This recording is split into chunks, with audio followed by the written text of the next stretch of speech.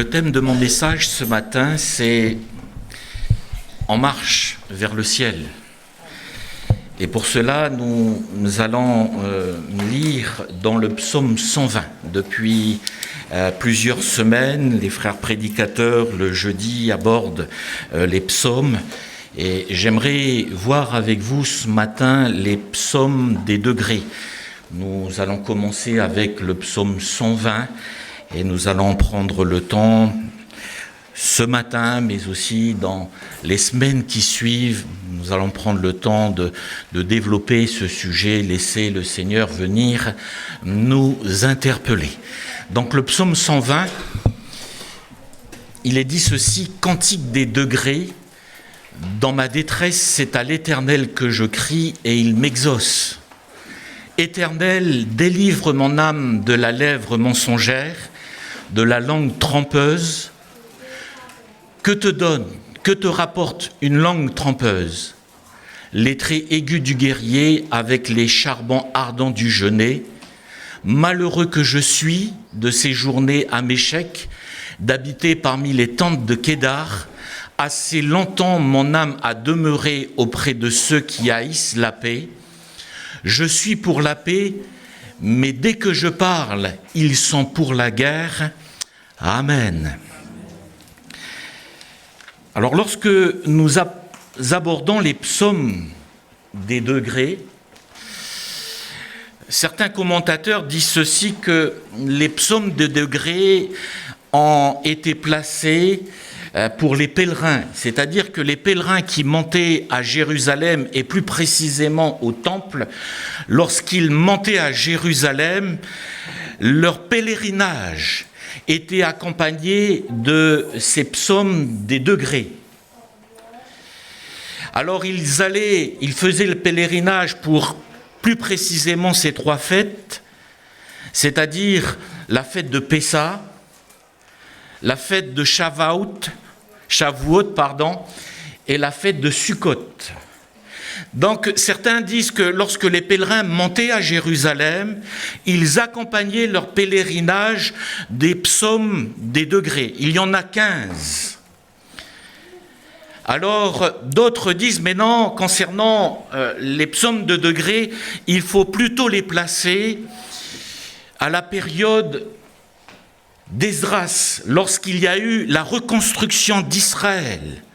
C'est à ce moment-là où les exilés de Sion, lorsqu'ils sont remontés à Jérusalem pour reconstruire le temple, c'est à ce moment précis où les exilés de Sion ont accompagné leur pèlerinage par les psaumes des degrés. Et puis d'autres, lorsqu'ils abordent cela, ils disent, mais non, en fin de compte, c'est concernant la cour des parvis, la cour des hommes des parvis et la cour des femmes des parvis, il y avait un escalier. Et les psaumes de degrés étaient chantés sur ces escaliers. Lorsqu'ils montaient sur la première marche, ils chantaient le psaume 120. Sur la deuxième marche, il chantait le psaume 121, etc., jusqu'au psaume 134. Alors, peu importe que ce soit au temps d'Esdras, peu importe si c'était le pèlerinage qui accompagnait le voyage des pèlerins, ou que ce soit chanté sur les marches entre la cour des hommes et la cour des femmes des parvis, ce qu'il faut souligner ici, et c'est mon premier point, c'est qu'il y a cette notion d'action, de mouvement, de marche. Et si on parle du psaume 120 jusqu'au psaume 134, on va y arriver, c'est pour marquer une chose, c'est aussi pour marquer la vie du chrétien. Il y a un commencement avec Dieu qu'on appelle la repentance, la nouvelle naissance et la conversion, mais cette marche avec Dieu, va nous amener jusqu'au ciel. Lorsque nous prenons notre baptême, lorsque nous recevons le salut de Dieu, ce n'est pas la finalité, c'est le commencement d'une marche avec le Seigneur. Et ce psaume commence par psaume des degrés, ou chant des montées, c'est-à-dire que nous sommes en marche et nous marchons vers le Seigneur. Et ça, c'est fondamental. Nous ne sommes pas à l'arrêt. La vie chrétienne ne doit jamais stagner, mais nous devons toujours aller de l'avant. Jésus a dit ceci avant de s'en aller au Père. Il va dire, mais je serai avec vous tous les jours. Et jusqu'à la fin du monde, je serai avec vous tous les jours. L'apôtre Paul, dans ses épîtres, il dit que nous sommes les uns et les autres le temple du Saint-Esprit. Et l'Esprit de Dieu habite en nous. Jésus habite en nous. Nous sommes ses enfants.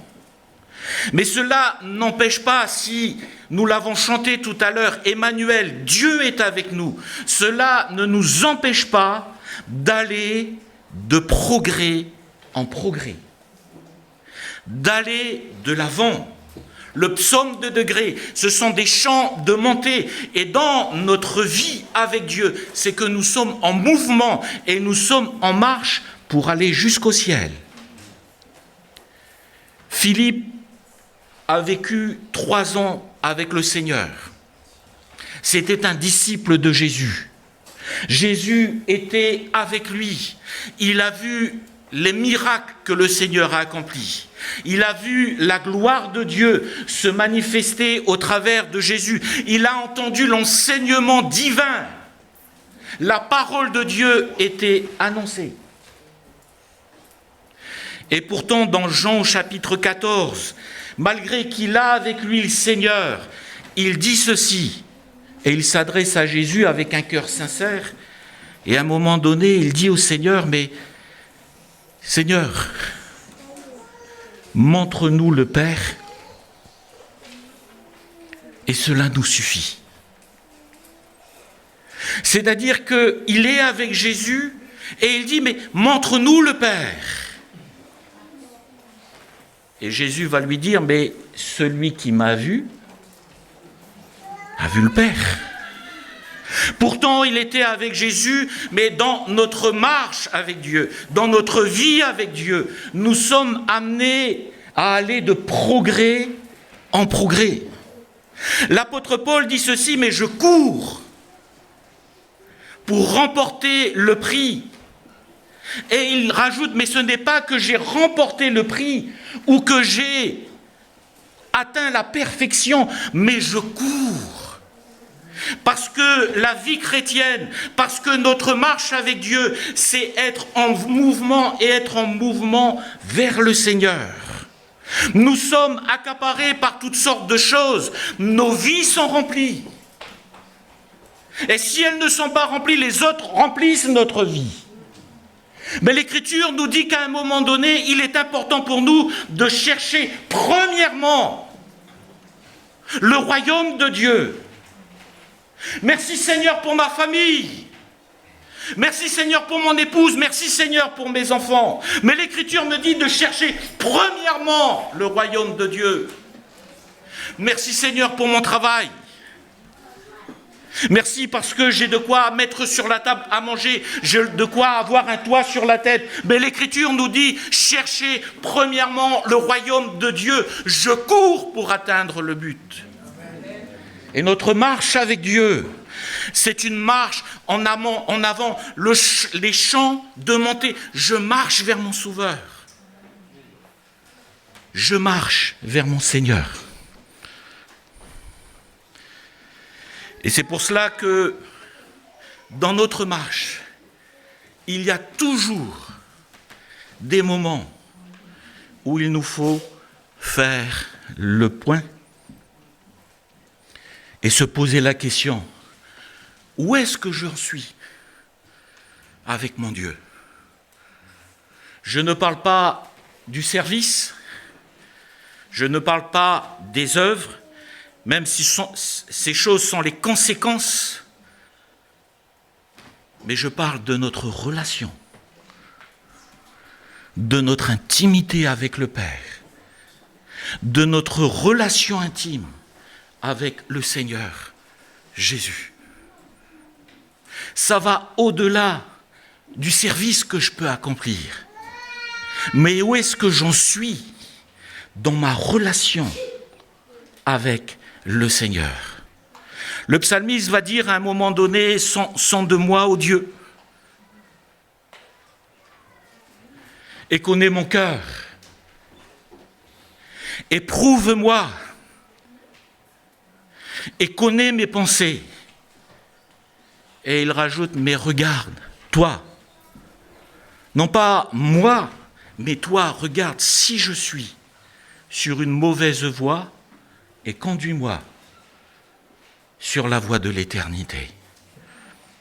Nous marchons avec le Seigneur, mais mes frères et sœurs, nous sommes sur le chemin du salut, mais ne laissons pas notre passé parfois nous tirer en arrière. Ne laissons pas les choses de ce monde nous détourner du chemin que le Seigneur a tracé pour nos vies. Nous sommes sauvés pour lui et notre but, notre héritage est céleste. Un jour, nous verrons le Seigneur face à face. Nous le chantons de tout notre cœur, mais un jour, nous le verrons face à face. Mes yeux le verront, disait Job. Je sais que mon Rédempteur est vivant. Et c'est là notre héritage. L'Écriture nous dit que, oui, la femme de Lot, échappée au jugement de Sodome et Gomorrhe, oui, elle était épargnée de cela. Mais il y a un moment donné, l'Écriture nous dit qu'elle va s'arrêter parce que son cœur était à Sodome et Gomorrhe et pourtant elle était sur le chemin du salut. Mais à un moment donné, elle s'arrête et la Bible nous dit ceci, qu'elle va se retourner et elle va devenir une statue de sel. Parce que notre marche, comme les psaumes des degrés, notre marche, elle est de l'avant et de nous approcher toujours et toujours du Seigneur. L'a chanté, mais Christ est ma vie. Christ est ma vie.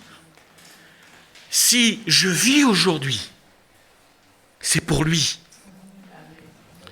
Christ est ma vie. Et si je dois mourir, mais la mort m'est un gain, parce que je sais qu'un jour, mes yeux le verront. L'apôtre Paul dit ceci, je cours pour remporter le prix. Non pas que je l'ai déjà remporté, mais je cours. Mais notez une chose, que dans sa vision de sa marche avec Dieu, c'est lui qui va dire Christ ma vie. Notez une chose, c'est qu'à la fin de sa vie, il est déjà d'un âge avancé, c'est un vieillard qui parle. Et il sait qu'il va rencontrer son maître. Il dit, j'ai combattu le bon combat. Et là où pendant des années, il a dit, mais je cours vers le but. Il dit à ce moment-là, j'ai achevé ma course. J'ai gardé la foi. Et il rajoute, mais désormais, la couronne de justice m'est réservée. C'est là notre but. Et les psaumes des degrés nous rappellent une chose, c'est que mes frères et sœurs, nous marchons ensemble. Il y a un chant qui dit ça. Nous marchons ensemble vers le paradis là-haut. Nous marchons ensemble et nous avançons toujours plus près du Seigneur, plus de toi. Marcher avec Dieu, c'est aussi prendre conscience du contexte où on est.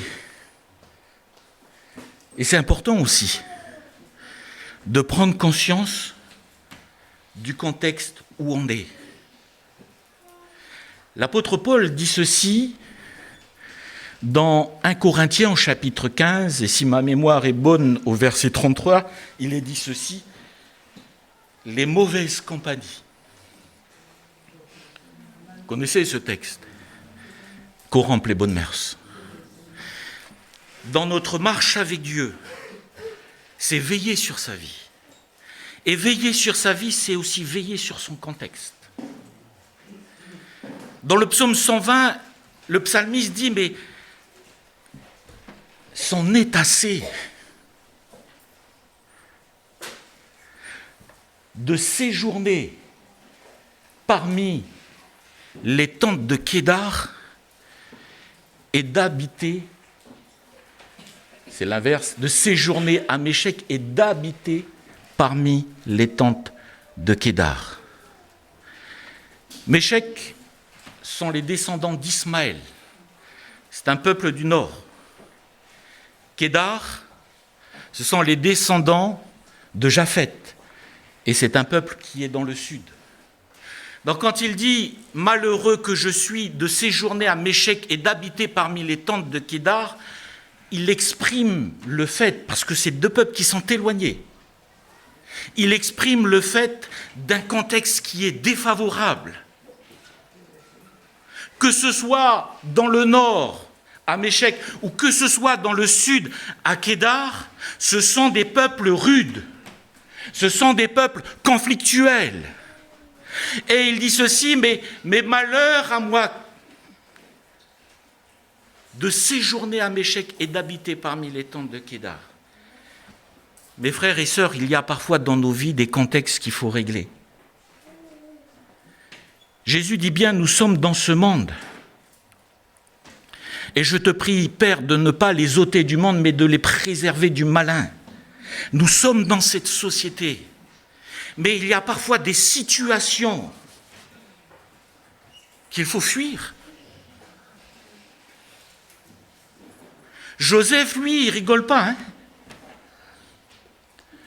Quand Madame Potiphar a sorti tout son matériel de séduction, il a fui.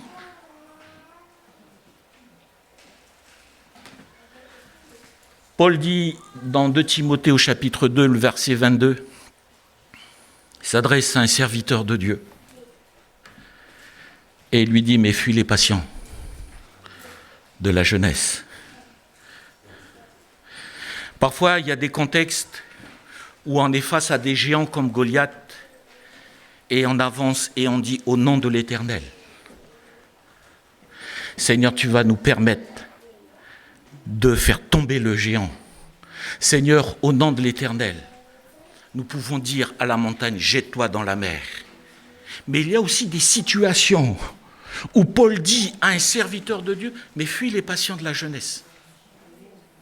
Et recherche la justice, la foi, la charité, la paix avec ceux qui invoquent le Seigneur d'un cœur pur. Il y a parfois des contextes qui sont défavorables. Et le Seigneur nous demande d'avoir tout le bon sens nécessaire pour qu'à un moment donné, on fait le nécessaire pour qu'on ne vienne pas voler notre paix. On ne vienne pas, et passez-moi l'expression, mais nous pourrir la vie.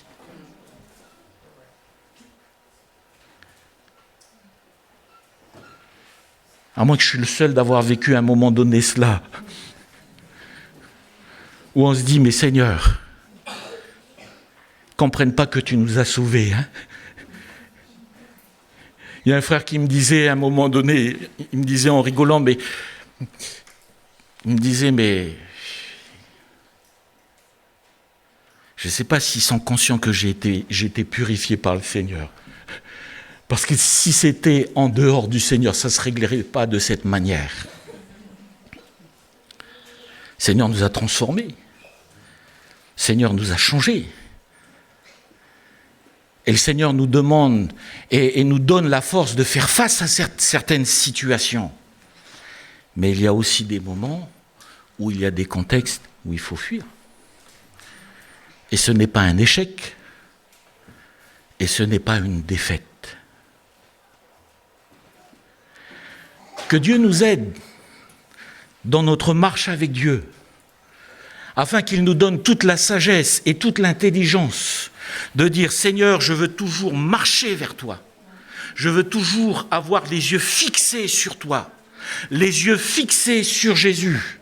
Mais Seigneur, dans ma marche, donne-moi de la sagesse, afin de discerner les choses. Parce qu'il y a des moments donnés où il faut combattre le bon combat, mais il y a des moments donnés où il y a des combats où ce n'est pas le bon combat. Et à ces moments-là, il est bon pour nous de faire ce qu'a fait Joseph à un moment donné, c'est qu'il a fui Madame Potiphar. C'est de faire ce qu'il a fait à un moment donné où Paul n'hésite pas à dire à un serviteur de Dieu, fuis les passions de la jeunesse. Fuis les passions de la jeunesse. Deux choses. C'est faire attention à son contexte. Mais la deuxième chose, on revient toujours au premier point, c'est rechercher la justice, la foi, l'amour, la paix avec ceux qui invoquent le Seigneur d'un cœur pur. Il y a un contexte où on est toujours ramené au Seigneur. Pourquoi est-il si important pour nous de laisser la parole de Dieu nous travailler, nous transformer, nous changer? Parce qu'il y a un impact. Et c'est ce qui va nous amener les uns et les autres à vivre cette vie où on va rechercher la justice, la foi, l'amour, la paix avec ceux qui invoquent le Seigneur. La Bible nous dit ceci, que toute l'écriture est inspirée de Dieu. Toute écriture est inspirée de Dieu. Et elle est utile pour enseigner, pour convaincre, pour corriger, pour instruire. Et il est dit afin que l'homme de Dieu, afin que la femme de Dieu soit accomplie et propre à toute bonne œuvre. Pourquoi nous recherchons la présence de Dieu? Parce que nous savons qu'un jour, nous serons pour l'éternité avec lui. Mais pourquoi nous recherchons la présence de Dieu au travers de sa parole, dans la communion fraternelle, dans toutes ces choses? Parce que lorsque nous recherchons le Seigneur, nous recherchons sa parole, il fait le nécessaire afin que nous soyons accomplis et propres à toute bonne œuvre. Le service, nos actions et nos œuvres sont les conséquences de cette relation avec Dieu.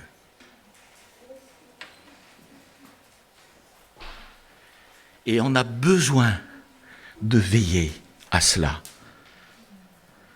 Seigneur, donne-moi de bien comprendre mon contexte, de fuir. Quand je me suis converti au Seigneur,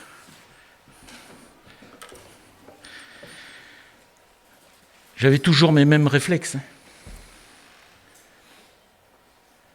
Je descendais et j'avais toujours les mêmes copains.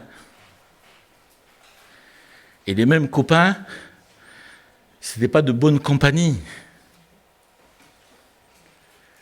J'avais donné mon cœur au Seigneur, mais quand j'étais avec eux, on n'était pas là en train de chanter des cantiques à la gloire du Seigneur, et on ne faisait pas des temps de prière.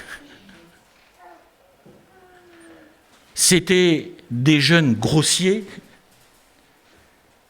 quand je dis très grossiers, avec des plaisanteries grossières. Quand on était ensemble, on était ensemble. Et chez nous, quand on est ensemble, ça veut dire que si ça doit taper, tu ne peux pas te permettre de dire « excusez-moi, je vais aller prier ». Quand tu es avec eux, quand ça tape, ça tape. Tu ne peux pas partir. Et si tu pars, on va venir te régler après. Parce que c'est comme ça.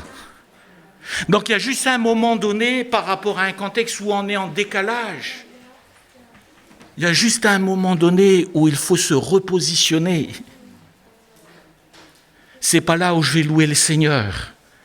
C'est pas là où je vais rechercher la justice, la foi, la charité et la paix. mais c'est près de ceux qui invoquent le Seigneur d'un cœur pur. Mes frères et sœurs, aimez l'Église. Aimez vos frères et sœurs. Aimez vos frères et sœurs. On est là non pas pour nous regarder les uns et les autres et nous juger, comme il a été dit dans d'autres prédications, mais on est là pour nous soutenir les uns et les autres, pour marcher ensemble. Et je conclus avec cela au verset 1er du psaume 120, où il est dit « Cantique des degrés dans ma détresse, c'est à l'Éternel que je crie, et il m'exauce. » Et le verset 2, il est dit « Éternel, délivre mon âme. » C'est à l'Éternel que je crie. C'est à l'Éternel que je crie. Mes frères et sœurs, ne négligez jamais la prière. La prière ensemble, mais la prière individuelle. Pourquoi on vous encourage les uns et les autres, si vous avez besoin de la prière, d'aller voir les frères prédicateurs, de venir voir les pasteurs? Parce que c'est l'Éternel qui délivre. Et parce que c'est à lui qu'il faut crier. Aujourd'hui, je ne me pose plus la question. Seigneur, est-ce que tu vas guérir ou est-ce que tu ne vas pas guérir?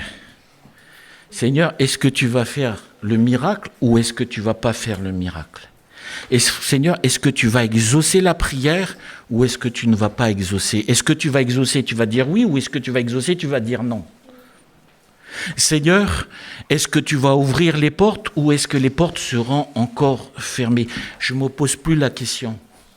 Je sais une chose au verset 1er, c'est dans ma détresse, c'est à l'Éternel que je crie. Et il m'exauce, ça c'est sa responsabilité. Donc priez les uns pour les autres. Venez voir les prédicateurs si vous avez besoin de la prière. Le dimanche, vous venez les voir, ils vont prier pour cela. Parce que dans notre détresse, dans votre détresse, dans ma détresse, c'est à l'Éternel que je crie.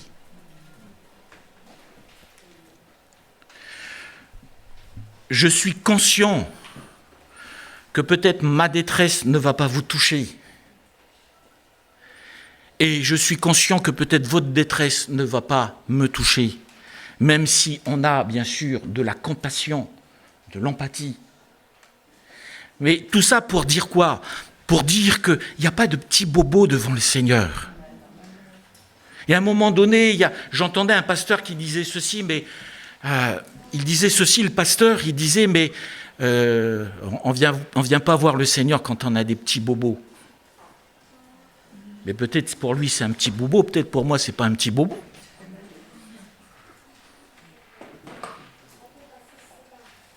Peut-être lui ça ne le touche pas, mais moi ça me touche. Et une chose est certaine, c'est dans notre détresse, il faut toujours, mes frères et sœurs, venir au Seigneur. Pourquoi on a une liste de prières?